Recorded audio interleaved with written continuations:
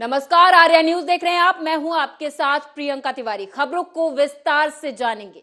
मैनपुरी में पत्रकारों से बात करते हुए अखिलेश यादव के चाचा और प्रसपा अध्यक्ष शिवपाल सिंह यादव ने कहा कि अपने नेताओं और कार्यकर्ताओं का हम अपमान नहीं होने देंगे। तो वहीं अखिलेश यादव ने कहा कि मैनपुरी की जीत कोई छोटी जीत नहीं है। मैनपुरी की जीत ने समाजवादी पार्टी को एक नई दिशा दी है।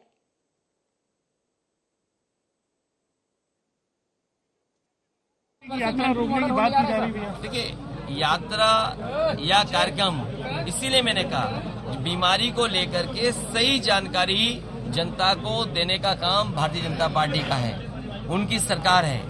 उनको सुविधा क्या है इसके तरह जानकारी नहीं देनी है। सर, 24 का इलेक्शन मैनपुरी मॉडल पर लड़ा जाएगा। देखिए, उनके लिए जानने और पढ़ने का है मॉडल। जो मैनपुरी की जनता ने जो समर्थन दिया है, जो कार्यकर्ता नेता घर घर पहुंचे हैं, मैं समझता हूं इसी तरीके से कार्यकर्ता नेता जमीन पर काम करेंगे, क्योंकि भारतीय जनता पार्टी जमीन पर खोखली है। अभी धान की खरीद कोई हुई नहीं, डीएपी है महंगी, खाद का कोई इंतजाम नहीं, कीटनाशक दवाइयां महंगी, आगे की तैयारी कुछ नहीं सरकार की, बेरोजगारी बड़े पैमाने पर है, महंगाई चरम सीमा पर है। तो इसका जवाब नहीं है। अगर इन्हीं सवालों को लेकर के जमीन पर समाजवादी पार्टी उतरेगी तो आपको परिणाम देखने को मिलेंगे। पूरे देश में बड़े हर्षोल्लास के साथ क्रिसमस डे मनाने की तैयारी पूरी कर ली गई है। क्रिसमस में शिरकत करने वाले लोग बड़े शिद्दत के साथ हर वर्ष क्रिसमस सेलिब्रेट करते रहे हैं। वहीं 2 साल कोरोना काल के समय में सरकार के द्वारा जारी गाइडलाइन के साथ लोग क्रिसमस मनाते हुए दिखे। वहीं इस बार 2022 का क्रिसमस डे लोग जिसकी धूमधाम से तैयारी कर रहे हैं। बता दें आपको कि गोरखपुर में क्रिसमस को लेकर महानगर के चर्च रंग बिरंगी रोशनी से जगमग कर रहे हैं और बाजारों में क्रिसमस का अलग ही उत्साह देखने को मिल रहा है।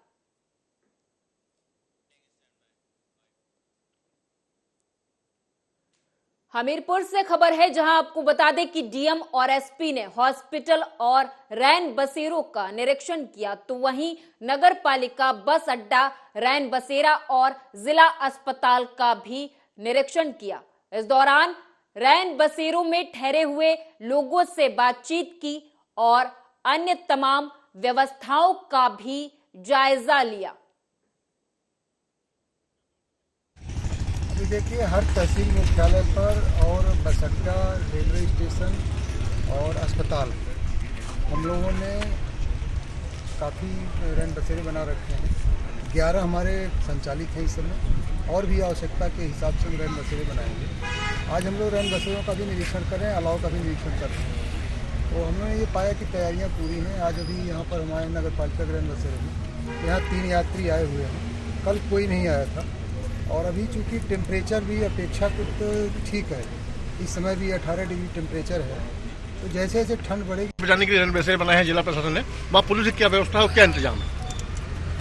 देखिए, जनपद हमीरपुर में शासन के निर्देशों के क्रम में और पुलिस मुख्यालय के निर्देशों के क्रम में जो भी रैन बसेरे यहाँ पर प्रशासन ने बनाए हैं, वहाँ पर सुरक्षा व्यवस्था की आज समीक्षा की गई है और सभी जगह के जो भी थाना प्रभारी और चौकी प्रभारी हैं उनको निर्देशित किया गया है मेरे स्तर से कि रात्रि के दौरान लगातार इन रैन बसेरों की सुरक्षा की वो लोग जांच करते रहेंगे और आवश्यकता पड़ने पर जो भी तत्काल।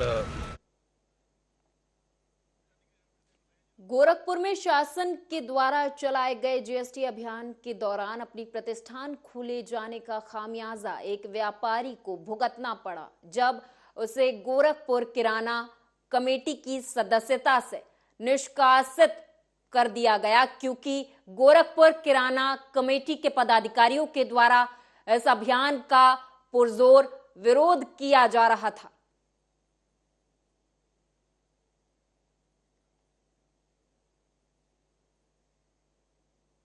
मेरा नाम मनीष जैन है। मेरी फर्म सिद्धि विनायक ट्रेडर्स साहबगंज में स्थित है, उसका मालिक हूँ। पीछे बीते हुए कल में भी मैंने एक प्रेस वार्ता करी थी, जिसका आप सभी विभिन्न चैनलों के माध्यम से जिसको प्रसारित किया गया।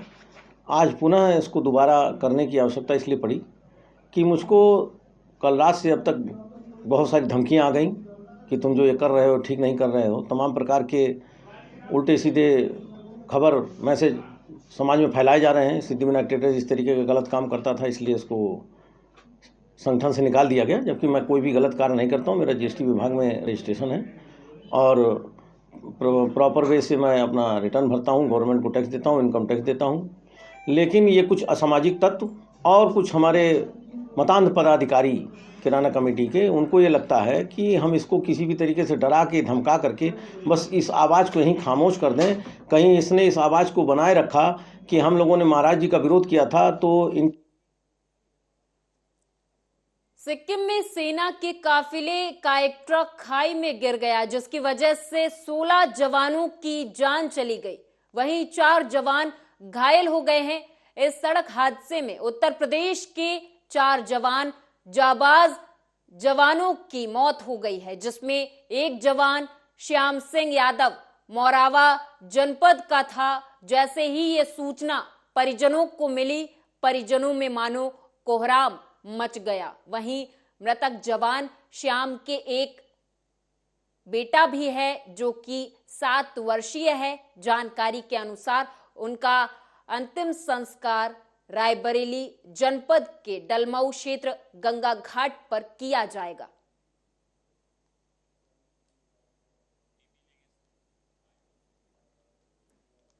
बिजनौर से खबर है, बता दें कि पशुओं के सड़क पर घूमने पर प्रशासन सख्त हुआ है। प्रशासन ने सड़कों पर पशुओं को आवारा छोड़ने वाले पशुपालकों के खिलाफ कानूनी कार्रवाई करते हुए अपनी कमर पूरी तरह से कस ली है। कार्रवाई को अमली जामा पहनाने के लिए प्रशासन के द्वारा गोवंशों का सर्वे कराया जा रहा है। जो शांति समिति की मीटिंग रखी गई है, किस उद्देश्य से रखी गई है? इसका उद्देश्य जो हमारे छुट्टा गोवंश है उन सबको संरक्षित करने से है। इसमें हमारे द्वारा एक सर्वे अभियान चलाया जा रहा है, जिसमें संयुक्त टीम रहेगी, राजस्व प्रशासन, पुलिस प्रशासन और ब्लॉक की तरफ से। हम घर घर जाके सर्वे करेंगे। जिन व्यक्तियों के पशु उनके खूंटे पर नहीं मिलेंगे या उनके बारे में वो सही जानकारी उपलब्ध कराने में असमर्थ रहेंगे तो उनके विरुद्ध अलीगढ़ से खबर है, जहां पर घर के दरवाजे निकालने को लेकर 2 पक्षों में जमकर मारपीट हो गई। इस दौरान महिला समेत 5 लोग घायल हो गए हैं। तो वहीं मौके पर पहुंची इलाके की पुलिस के द्वारा जांच पड़ताल कर घायलों को पहले तो अस्पताल में भर्ती करवाया गया। हालांकि बाद में पुलिस मामले की जांच में जुट गई है। 6 लोग आए कागज थे और कट्टा लेके आए हुए तो रवारी को कागज जावेद और टिन्या और सारू और क्या कहते हैं वो आमिद और छोटे। लगभग कितने लोग घायल हैं? 5 लोग घायल हैं। कुछ सूचना दी है पुलिस को? दे दी। मारपीट का मामला है, क्या मामला है? अभी जी वो झगड़े के आगे रास्ता पे वैसे सामने बच्चे ने रात को प्लान बनाया है। प्लान बनाया कि भजनवारी का कट्टा लेके आया है सारू और जावेद और ये और ये मोमदली के भाई है कहाँ, यानी रात को प्लान बना के और सवेरे भाई जाट छत पे चढ़ गई। हम नीचे कोई ना हो तो मेरी 2 बहू थी, बस उन्हें भाई ईंट बजा दिए जिन्हें मैं गाँव।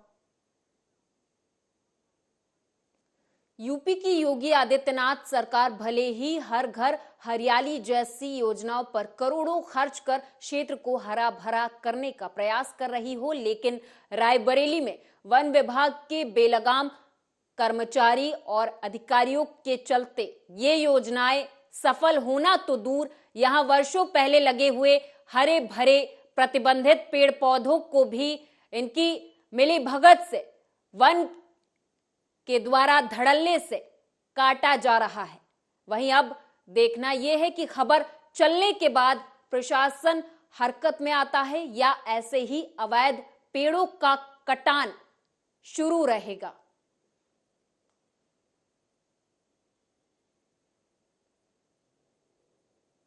फॉरेस्टर अमावा ब्लॉक। आज यहाँ जो महुआ के पेड़ कट रहे हैं, इसकी सूचना कहाँ से मिली? अभी गश्त के दौरान हमें पता चला कि संदी नागिन में अवैध कटान हो रहा है, तो मौके पर पहुंच के हमने एक पेड़ कटा यहाँ पर पाया और उसके खिलाफ कार्रवाई करने जा रहे हैं, जिसमें सुंदर सिंह सनाब श्रीपाल सिंह के पेड़ है और कैलाश सनाब पच्चू, इन्होंने पेड़ काटा है। इनके खिलाफ हम मुकदमा दर्ज करेंगे, जो भी विधिक कार्रवाई होगी। रायबरेली में रेल कोच फैक्ट्री के सामने सड़क दुर्घटना में बाइक सवार युवकों ने पैदल जा रहे 2 लोगों को जोरदार टक्कर मार दी। वहीं बाइक की टक्कर से 2 लोग गंभीर रूप से घायल हो गए हैं। बता दें आपको कि स्थानीय लोगों ने 108 एम्बुलेंस की मदद से घायलों को अस्पताल पहुंचा दिया है। NHI की 1037 एम्बुलेंस से 2 लोगों को लाया गया था। एक के सर में हल्का चोट खरोच था, उसको तो प्राथमिक उपचार के बाद घर भेज दिया गया। दूसरा था जिसको कि सर में चोट थी और नाक से ब्लड आया हुआ था, उसको भी प्राथमिक उपचार करने के बाद जिला।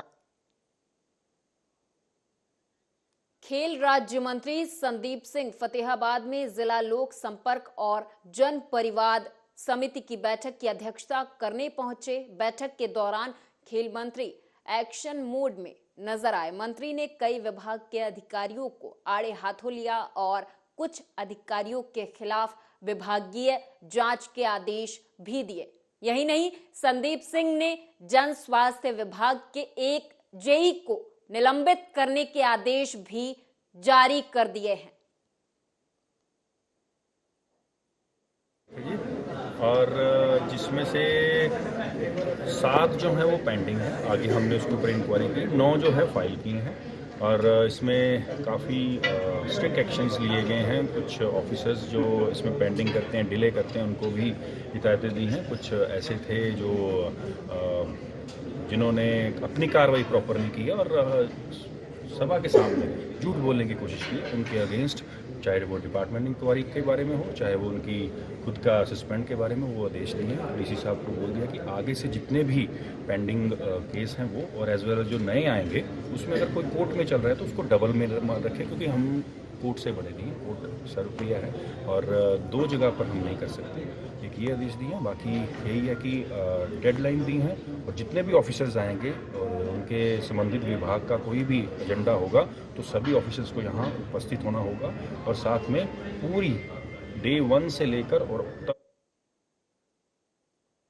मुकेश अंबानी के घर एंटीलिया बम कांड मामले से जुड़ी बड़ी खबर, जहां पर दरअसल बता दें आपको कि एंटीलिया कांड मामले में गिरफ्तार पुलिस अधिकारी रियाजुद्दीन काजी को मुंबई हाई कोर्ट से जमानत मिल गई है, तो वहीं 25,000 के कैश बॉन्ड पर काजी को जमानत पर रिहा कर दिया गया है। का तो ये आर्गुमेंट था कि बेलेबल ऑफेंस है, तो हमको as a matter of right ही मिलना चाहिए, और कोर्ट ने हमारे आर्ग्यूमेंट्स और जो एविडेंसेस है उसको कैसे देखा है वो तो मैं ऑर्डर कॉपी पढ़ने के बाद ही मैं आपसे कुछ बोल सकूंगा, और ये ठीक नहीं लगता कि ऑर्डर की कॉपी पढ़े बगैर मैं कुछ उसके ऊपर कमेंट करूँ। So let's hope for the best and wait for some time. पहले दिन से हाई प्रोफाइल केस रहा है, क्योंकि एक बड़े व्यक्ति के घर से ये जुड़ा था। कई सारे बड़े बड़े पुलिस अधिकारियों के ऊपर कार्रवाई हुई, उन्हें अरेस्ट भी हुई, उसके बाद एक मर्डर केस भी इस केस से जुड़ा हुआ था। कितना अहम मानते हैं आज इस बेल को, इस पूरे केस के मामले में? देखिए, अहम तो है ही, क्योंकि इतना ये मीडिया इतना उसके ऊपर था और इतनी बड़ी राहत है हमारे क्लाइंट के लिए, जो कि एनसीपी नेता जयंत पाटिल के निलंबन को लेकर बोरीवली पश्चिम इंद्रप्रस्थ एसवी रोड पर एनसीपी कार्यकर्ताओं ने आंदोलन किया और निलंबन को वापस लेने की मांग की। उनका कहना है कि जयंत पाटिल का निलंबन गलत है, उसे वापस लेना चाहिए, नहीं तो पूरे महाराष्ट्र में एनसीपी आंदोलन करेगी।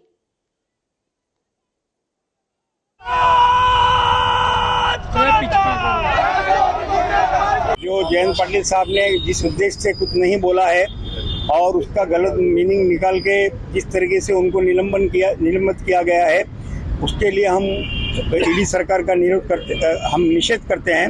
ये जो सरकार है ये हाउस में काम करना नहीं चाहती है और अपना परफॉर्मेंस देना नहीं चाहती है, और उनके ऊपर नागपुर के वे जो स्लम इम्प्रूवमेंट जो लैंड घोटाला है वो सामने आने वाला था और उसको सामने आने देना नहीं चाहते थे। तो इसलिए उन्होंने देखा कि एक बुद्धिमान नेता जिसके सिर पे बर्फ और मुंह में शक्कर रहती है और बहुत अभ्यासु है, उन्होंने ऐसे नेता को टारगेट किया और जयंत पाटिल साहब को उन्होंने निलंबित करने में सफल रहे। हम ये मांगे नहीं पूरी होगी तो महाविकास आघाड़ी हमारे साथ में जुड़ जाएगी, सेना और कांग्रेस भी हमारे साथ में जुड़ेगी और ये आंदोलन घर घर तक जाएगा, क्योंकि ये जो विधानसभा की पूरी प्रोसीडिंग है ये घर घर तक जाती है, लाइव आती है और लाइव लोग इसको देखते हैं। ये देखने के बाद में लोगों को पता चल रहा है कि ये सरकार किस तरह का काम कर रही है और ये सरकार क्या नहीं बोलने दे रही है, विरोधकों को कुछ बोलने ही नहीं दे रही है, विरोधकों को सुन नहीं रही है और सारे के सारे आमदार उनके ऊपर। बुल्ढाना जिले की चीखली पुलिस ने 10 लाख के प्रतिबंधित गुटखे को जलाया। बुल्ढाना जिले की चीखली पुलिस ने वर्ष 2021-22 में गुटखा पकड़ने के 30 मामले दर्ज कर 10 लाख रुपए मूल्य का गुटखा पकड़ा था।